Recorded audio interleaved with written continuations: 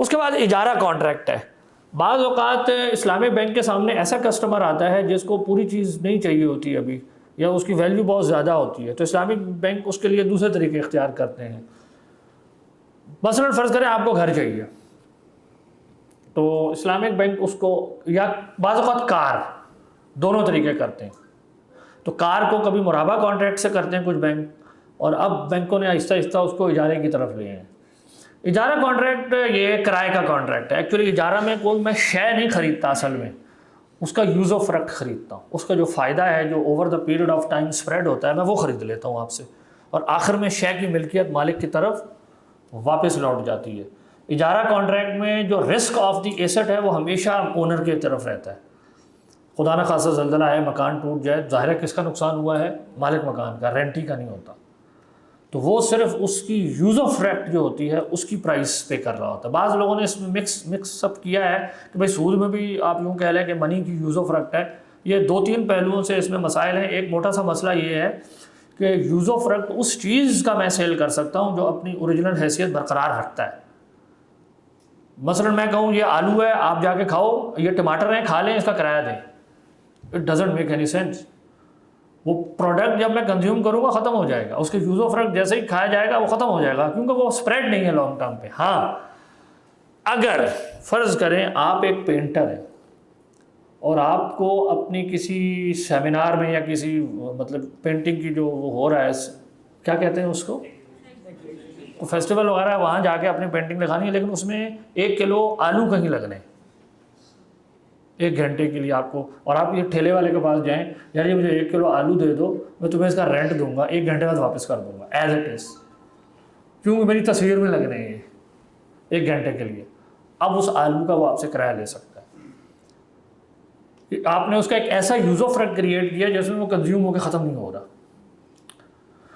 لیکن آپ کہیں میں آلو جاؤں گا، چپس بناؤں گا، کھاؤں گا، اور اس کے مجھے کرایہ دے دو، تو اس کی کوئی بات ہی نہیں ہے. تو یوز آف ریٹ جس چیز کا ہوتا ہے کہ جب وہ ایکچولی برقرار رہے، جب کہ وہ چیز کنزیوم ہو جائے اس کے بعد بھی، جیسے مکان ہے، گاڑی ہے. تو اسلامک بینک گاڑی کے اندر اجارہ یوں کرتے ہیں کہ وہ آپ کے ساتھ معاہدہ کریں گے کہ اب اس میں بھی اسی طرح ایک یہ کہ اسلامک بینک کے پاس گاڑی ہو اور وہ آپ کو کہو کہ اچھا تم کرایہ دار بن جاؤ، اور یہ قسطیں ہیں. ایکچولی یہ جو قسط ہے یہ رینٹ ہے. یہ کیا ہے؟ یہ رینٹ ہے جو آپ وقت کے ساتھ مجھے ادا کریں گے، اور آخر میں جا کے کیا ہوگا میں دوسرے ماڈل میں بتاتا ہوں. اب اس پہلے ماڈل میں مسئلہ یہ ہے کہ اسلامی بینک کسی چیز کا اونر نہیں ہے، ٹریڈنگ یونٹ نہیں ہے، وہ ہونڈا کمپنی نہیں ہے جو گاڑیاں بھی بناتی ہے. اسلامی بینک ایکچولی آپ کو یہ کہے گا کہ اپنے وینڈر جس سے تم نے چیز خریدنی ہے وہاں جاؤ، چیز پسند کرو، میرے پاس ایز اے فائنینسنگ کے لیے آؤ. تو آپ نے فرض کریں ہونڈا کا ایک خاص ماڈل آئیڈینٹیفائی کر لیا کہ مجھے وہ خریدنا ہے، اور اسلامی بینک کے پاس آپ آئیں گے. اسلامی بینک کہے گا ٹھیک ہے وہ اتنے کا ہے، اس کو میں خریدوں گا، ٹھیک ہے، لیکن تم میرے ساتھ ابھی شرط یہ معاہدہ کر لو کہ یو ول بیکم مائی رینٹی، کرایہ دار بن جاؤ گے. فرض کریں 50 لاکھ کی گاڑی ہے، اب اسلامی بینک اس کی قسطیں بنا دے گا. ونس اگین قسط وہ کتنی چارج کرے گا؟ کائبور پلس، اس کے حساب سے قسط بنا دے گا آپ کی. ایکچولی وہ قسط نہیں ہے، وہ رینٹ آف دا ہاؤس کار ہوگا، وہ آپ سے رینٹ لیتا رہے گا.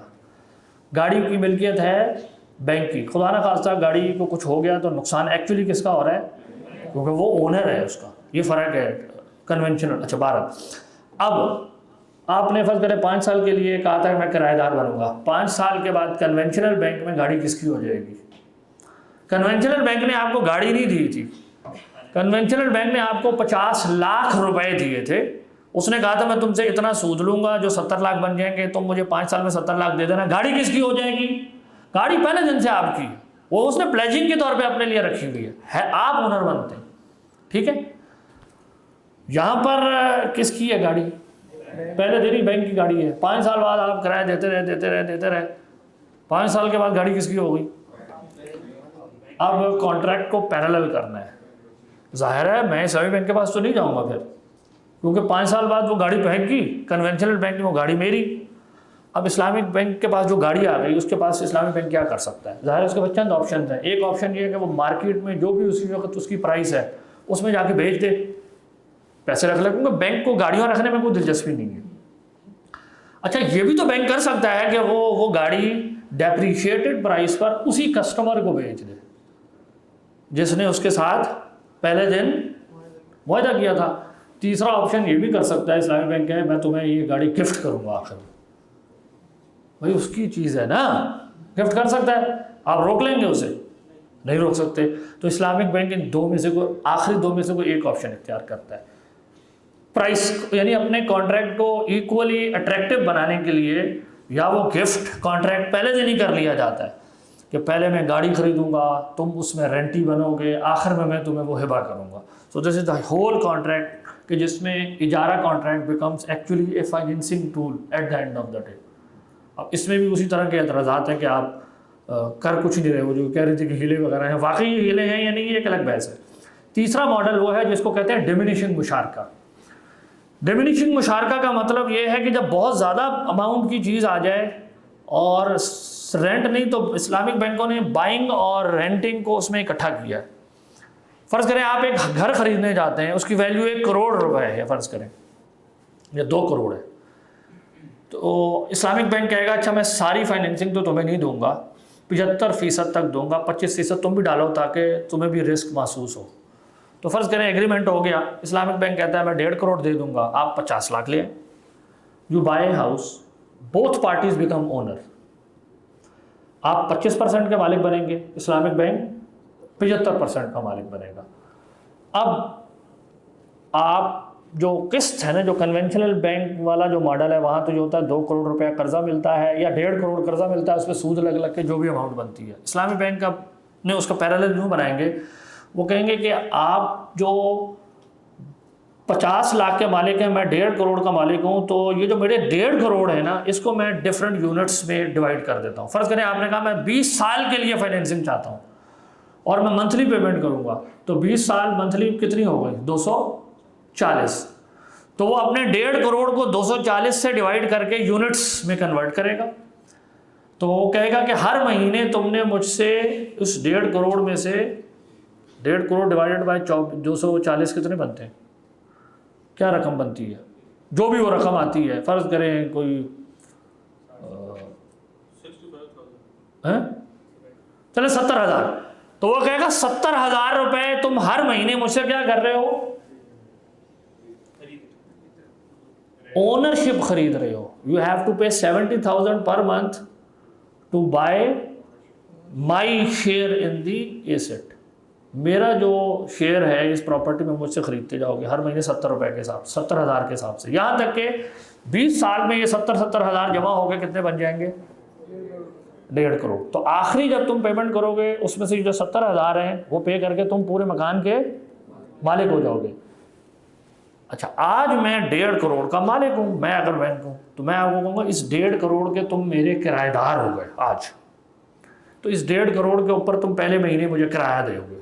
کرایہ کتنا دو گے, کائبور پلس, وہ مجھے کرایہ دو گے.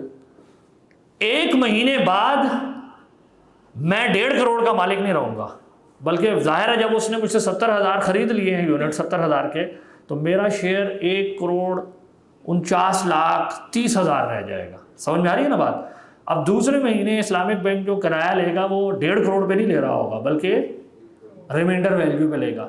تو ہوتا کیا ہے, اسلامک بینک کا شیئر چونکہ وقت کے ساتھ کم ہوتا چلا جاتا ہے اور کلائنٹ کا بڑھتا چلا جاتا ہے, تو جو رینٹ کی اماؤنٹ ہے وہ پریکٹیکلی کیا ہوتی ہے, کم ہوتی چلی جاتی ہے. وہ اور بات ہے کہ اس کو نارملائز کرنے کے لیے ایکولائز کر کے وہ سپریڈ کر دیتے ہیں تاکہ آپ کو لگے کہ میں برابر پیمنٹ کر دوں. عام طور پہ ویسے یہ ضروری نہیں ہے کہ برابر ہو, شروع میں زیادہ ہوتی ہے, بعد میں وہ ڈیمینش ہوتی چلی جاتی ہے. اس لیے اس کا نام ہے ڈیمینشنگ مشارکہ, یعنی اس میں شرکت ہے لیکن وقت کے ساتھ وہ کم ہو رہا ہے, بینک کا شیئر اس میں کم ہوتا جا رہا ہے. اس پہ بھی وہی اعتراض ہیں کہ جی آپ نے 1 سے زیادہ کانٹریکٹ جمع کیے ہوئے ہیں یا آپ کائبور کے اگینسٹ جو ہے وہ فکسیشن کر رہے ہیں. اس کا الٹرنیٹیو کیا ہو سکتا تھا, الٹرنیٹیو یہ ہو سکتا ہے کہ آپ کائبور پرائسنگ نہ کریں, ہاؤس مارکیٹ تو ایگزسٹ کرتی ہے نا, تو اس کا جو رینٹل ہے آپ اس کو سامنے رکھیں اور جو ہاؤس پرائس میں اپریسیشن ہے اس کو سامنے رکھیں.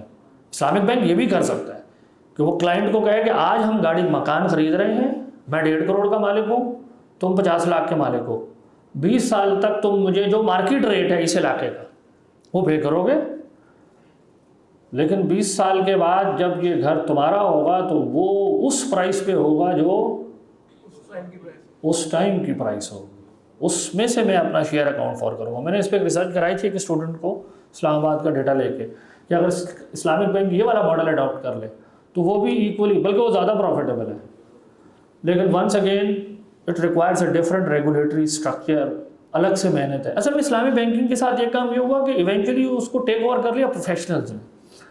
فرسٹ جنریشن کے لوگ جو لکھ رہے تھے وہ مبلغ تھے، وہ پروفیشنلز نہیں تھے، یعنی یہ ایک گیپ ہے۔ ہم کسی کی نیت وغیرہ پہ حملہ نہیں کر رہے، ہم یہ کہہ رہے ہیں ظاہر ہے ایک وہ شخص ہے جو ایک تحریکی ذہن رکھتا ہے، اس نے وہ سوچا کہ جی اسلام کا ایک متبادل نظام ہوگا، وہ ایسا ہونا چاہیے، وہ ہوگا، ظاہر ہے وہ شخص ایک شاید قربانی دینا چاہتا ہے، لیکن جب یہ پریکٹیکلی امپلیمنٹ ہوا تو وہ لوگ جو پروفیشنل بینکرز تھے they became actually Islamic bankers, اور ان کے لیے وہ انقلاب اور یہ جو بہت ساری گفتگو ہے وہ اتنی بامانہ گفتگو نہیں ہے، ان کے لیے پروسیجرلز یعنی جو پروسیجرز ہیں ان کو ٹھیک کرنا، یا وہ آپ کے نظریے سے متفق نہیں ہے یا وہ اس کو ممکن نہیں سمجھتے کسی بھی وجہ سے، یعنی we should not be doubting anyone's intention. تو انہوں نے پھر پورے سسٹم کو اس طرح بٹھایا کہ وہ پروسیجرلی ٹھیک ہو گیا۔ یہ وہ کانٹریکٹس ہیں جو اسلامک بینک عام طور پہ استعمال کرتے ہیں۔ دو اور کانٹریکٹ کی بات کر کے بات ختم کرتے ہیں۔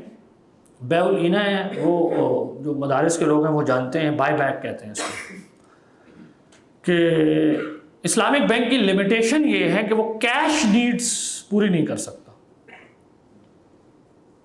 ابھی تک جتنی مثالیں ہیں آپ دیکھیں وہ سب پروڈکٹس ہیں، جبکہ کمپنیوں کو کیش کی ضرورت ہوتی ہے، اپنے مثال کے طور پہ مزدوروں کو انہوں نے تنخواہ دینی ہے، را مٹیریل خریدنے، ایسٹ نہیں خریدنا، را مٹیریل خریدنا ہے، اب کیا کریں؟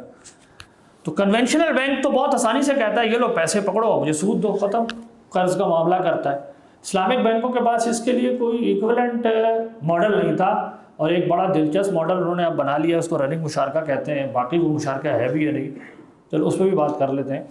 بیع العینہ اس کا ایک سولوشن تھا جو ملیشین بینکس نے اڈاپٹ کیا۔ بیع العینہ ایکچولی یہ ہے کہ فرض کریں مجھے پیسے چاہیے، اب میرے پاس اور آپ کے پاس فرض کریں میں آ گیا ہوں، تو آپ کہتے ہیں جزائی صاحب یہ موبائل آپ کا ہے؟ میں کہتا ہوں ہاں جی میرا ہے۔ اب کہتے ہیں یہ مجھے نا آپ 10,000 روپے کا بھیج دیں۔ میں کہتا ہوں اچھا جی میں نے آپ کو 10,000 کا بھیج دیا۔ اب آپ نے مجھے وہ 10,000 دے دیے، اور پھر آپ نے کہا یہ والا موبائل اب مجھ سے 12,000 روپے میں خرید لو فیوچر پرائس پہ، اور آہستہ آہستہ کر کے مجھے 12,000 واپس کر دینا۔ اچھا اس میں فیوچر ہونا ضروری نہیں ہے، یہ اسپاٹ پر بھی ہو سکتا ہے کہ میں آپ کو ابھی ایک چیز مہنگی بیچوں اور سستی خرید لوں، یا ادر وے رہوں، ٹھیک ہے نا؟ تو ظاہر ہے یہ سیدھا سیدھا ہیلا ہے، یہ ایگزیکٹلی وہی چیز ہے۔ یہ ایک کلاسیکل فقہ کے اندر بھی اس میں بحث موجود ہے کہ بیع العینہ جائز نہیں ہے، جبکہ آپ یہ شرط لگا دیں کہ یہ دونوں بائنگ کانٹریکچولی ایک ساتھ کرنی ہے۔ اگر تو دو انڈیپینڈنٹ کانٹریکٹس ہیں، واقعی انڈیپینڈنٹ کانٹریکٹس ہیں، کہ میں نے آج آپ کو ایک چیز بیچی، آپ سے 10,000 روپے لے کے چلا گیا، پھر 2 مہینے بعد مجھے خیال ہے مجھے واپس لینی ہے آپ سے، اب میں آپ کے پاس ہے، آپ نے کہا اب میں اتنی کی بیچوں گا، یہ ایک الگ بات ہے۔ لیکن ابھی ہم بیٹھ کے یہ طے کر رہے ہیں، ظاہر ہے یہ تو سود کو سیدھا سیدھا آپ کیش نیڈ میری پوری کرنا چاہتے ہیں۔ تو ملیشین بینکس میں یہ پریکٹس ہے۔ ایک اور ماڈل ہے، اس کو کہتے ہیں تورق۔ تورق میں ایک تھرڈ پارٹی آ جاتی ہے وہ بھی بیع العینہ نہیں، لیکن ایک تھرڈ پارٹی ہے۔ ایکچولی تورق یہ ہے کہ ایک شخص کو پیسے کی ضرورت ہے، اور میں اس کو پیسے یوں فائنینس کروں، میں کہوں اچھا یہ تم نا موبائل لے جاؤ مارکیٹ میں جا کے بیچ دو، جتنے کبھی بکے گا نا وہ پیسے رکھ لینا، ٹھیک ہے؟ تو اب آپ دیکھیں یہ بائی بیک نہیں ہے، لیکن اس کو بائی بیک بنایا یوں جاتا ہے کہ اسلامک بینک نے ایک فرضی، جو بینک اس کو پریکٹس کرتے ہیں، انہوں نے ایک فرضی وینڈر کے پاس ایک اے سی فرض کرے پڑا ہوا ہے، آپ آئے، آپ کو کیش نیڈ ضرورت ہے، وہ کہے گا ہمارے کانٹریکٹ میں لکھا ہوا ہے کہ آپ نے گویا وہ اے سی 1,00,000 روپے کا میں نے وہاں سے خریدا، آپ کو بیچا، آپ نے وہ مجھے مہنگے یا سستے داموں میں، یا پہلا کانٹریکٹ یوں ہوگا وہ پہلے آپ 1,00,000 روپے کا خرید رہے ہیں اور پھر اس کو واپس بیچ رہے ہیں مہنگے کا۔ تو اس طرح کر کے وہ تھرڈ ایجنٹ کو بیچ میں ڈال کے بائی بیک بناتے ہیں، by introducing a third agent in the system. بجائے یہ کہ سیدھا سیدھا اس کو کہے کہ لاؤ اپنا موبائل مجھے بیچو اور پھر ڈفرینٹ ریٹ پہ مجھ سے خرید لو فیوچر پرائس پہ اور وہ مجھے واپس کرتے رہنا. وہ ایک تھرڈ پارٹی کو بیچ میں انوالو کر لیتے ہیں کہ بائنگ سیلنگ اس کے ذریعے ہو رہی ہے اور وہ ایک ہی ایسی جتنے مرضی لوگوں کو بیچ خرید لیں کوئی فرق نہیں نہ پڑتا. تو اس کو وہ کہتے تھے یہ تورق فائنینسنگ ہے. یہ دونوں ماڈلز اس لیے اڈاپٹ کیے گئے کیونکہ کیش ڈیڈس کیسے اسلامک بینک کرے اور یہ جو کریڈٹ کارڈ اسلامک بینک جاری کرتے ہیں اس کے پیچھے یہی کانٹریکٹس ہوتے ہیں. بیع العینہ کا کانٹریکٹ ہوتا ہے یا تورق کا کانٹریکٹ ہوتا ہے. وہ اس میں اسی طرح ہوتا ہے کہ ایک فرضی چیز کو وہ گویا اسلامک بینک کیوں کہتا ہے ایک فرضی چیز کی خرید و فروخت ڈفرینٹ ریٹ پہ ہم کر لیتے ہیں. اور جب آپ کہتے ہیں مجھے ایڈیشنل فائنینسنگ چاہیے تو اسلامک بینک کہتا ہے اب یہ میں تمہیں قرض حسنہ دوں گا. ایڈیشنل فائنینسنگ جو ہوتی ہے نا کریڈٹ کارڈ کے اوپر ایک ہوتی ہے لمٹ 1.5 لاکھ کی. پھر آپ کہتے ہیں مجھے کچھ ضرورت پڑ گئی ہے تو کنونشنل بینک کہتا ہے اچھا میں تمہیں دے دیتا ہوں. تو اسلامک بینک کہتے ہیں کہ وہ جو لمٹ سے بیونڈ ہوگا وہ ہم آپ کو قرض حسنہ کے ذریعے کریں گے. اب ظاہر ہے یہ بڑی پروسیجرلزم ہے ساری. سرکار کی ضرورتوں کو پورا کرنے کے لیے صکوک کریٹ کیے گئے ہیں کہ اگر سرکار نے آ کے قرضہ لینا ہو کمرشل بینک سے تو ابھی تو وہ ٹی بلز کے اگینسٹ لے لیتا ہے ٹریجری بلز کے اگینسٹ. اسلامک بینک ظاہر ہے قرضہ اس طرح نہیں دے سکتا سرکار کو تو اس کے لیے پھر صکوک بنائے گئے ہیں بانڈز ہیں وہ خاص طرح کے. تو اس میں بھی اس طرح کی انجینئرنگ ہے جیسے یہ ساری انجینئرنگ آپ یہاں دیکھ رہے ہیں. تو صکوک کے بعد اگلا اسٹیپ ڈیریویٹیوز کا. انفارچونیٹلی اس کی بھی انجینئرنگ کر لی گئی ہے اسلامک فائنینس کے اندر. تو وہ جو تھرڈ فیز ہے نا جس کا میں کہہ رہا تھا تیسرا فیز بھی ہے وہ فیز یہ ہے کہ 3 طرح کے ایکچولی کانٹریکٹ وہ تھے معاہدے تھے. ایک وہ جو آئیڈیل کہے جاتے تھے ایک وہ جو allowed but less than ideal sale based. تیسرے وہ جن کو کنٹروورشل یا ناجائز سمجھا جاتا تھا جیسے بیع العینہ ڈیریویٹیوز. تھرڈ فیز وہ آیا جس میں ڈیفینس سے آگے بڑھ کے یہ کہا جانے لگا کہ یہ جو کنٹروورشل تم کہتے ہو یہ بھی جائز ہے. تو یہ سیکنڈ ڈرافٹ ہے.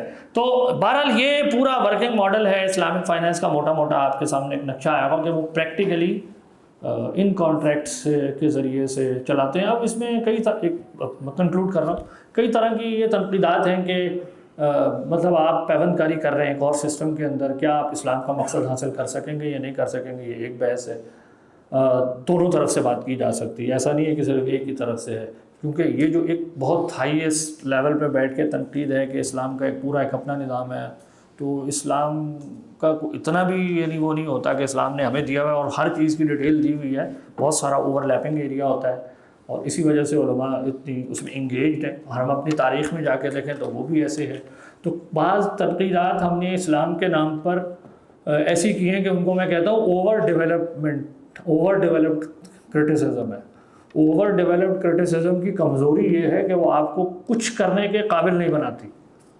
یعنی آپ اتنی تنقید کر لیتے ہیں کہ اس کے بعد کچھ بھی کرنے کے لیے نہیں رہ جاتا اور یعنی آپ کے سامنے کچھ نہیں رہتا کہ واٹ ٹو ڈو کیونکہ آپ ہر چیز کو کہہ دیتے ہیں کہ وہ کیا ہو گئی وہ ہر چیز ہی غلط ہو گئی. تو اب میں جو قدم اٹھانے لگتا ہوں وہ بھی پھر غلط ہی ہوتا ہے اس میں. یہ پہلا ٹریپ ہے یہ وہ پہلا ٹریپ ہے جو اوور ڈیولپ کرٹیسزم مجھے لا کے کھڑا کرتا ہے. دوسرا وہ اوور ڈیولپ کرٹیسزم میری اپنی تاریخ سے بھی کنسسٹنٹ نہیں ہوتا. جب میں اسلامی تاریخ کی طرف پلٹ کے دیکھتا ہوں تو وہ اس تنقیدی لائن کے اوپر کھڑا ہو نہیں ہوتا. پھر میں اسی طرح خود کو مجبور پاتا ہوں کہ میں اسلامی تاریخ کی ایک ری انٹرپریٹیشن کروں کہ نہیں اسلام میں بس صحیح طریقہ وہ تھا جو اس نے کہہ دیا باقی سارا غلط ہے جبکہ ہماری روایت بہت ڈائیورسیفائڈ ہوتی ہے. تو یہ بہت سارے پہلو ہیں جس میں ہمیں غور و فکر کرنے کے امکانات موجود ہیں. یہاں ہم اپنی گفتگو ختم کر لیتے ہیں. وآخر دعوانا الحمدللہ رب العالمین. الہجرۃ رحلۃ ہادینا حمل الاسلام لنا